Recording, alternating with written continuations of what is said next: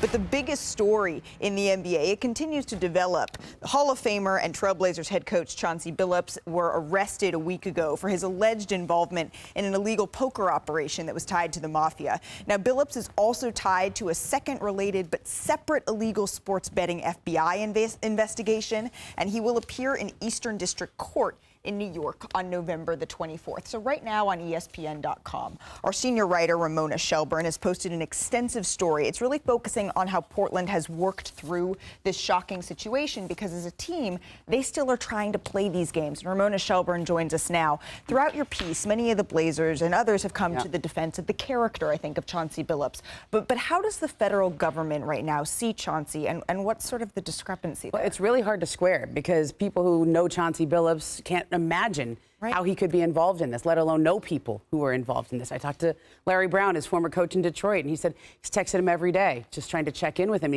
He's the last person I would think would be involved in this. But the federal government makes very clear in its indictment that they saw Billups as a member of the, quote, cheating team. That not only was he there at these poker games, but he was aware of the scheme going on. They write in the indictment that some of the co-conspirators said that Chauncey and this other man named Eric Ernest specifically lost a hand to avoid suspicion of cheating. And they have text messages from the co-conspirators in this who say Chauncey he knows all the signals. In other words, he not only knew the signals, but used them to lose hands to avoid suspicion. So how deep exactly, Ramona, do these connections, is the FBI alleging that they go? Well, one thing that floored me, okay, these are two separate indictments, but a lot of the men that you hear mentioned in this are the same people.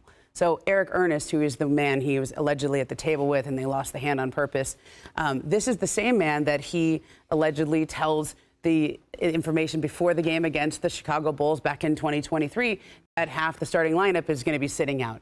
Then Eric Ernest, who is a 53-year-old man from St. Louis who is described in the indictment as a longtime friend of the head coach. Eric Ernest tells a man named Shane Hennon. Shane Hennon is a central figure in the Jontay Porter case. Oh. Shane Hennon is also the man who who gave the gamblers the rigged poker shuffling machines, the card shuffling machines. And so a lot of it, the more you read them, the more you realize that these are a lot of the same figures involved. And two of the biggest gambling stories in the NBA for the past few years are actually connected through this man, Shane Hennon, who was caught trying to flee the country in January of this year with a one-way ticket to Colombia.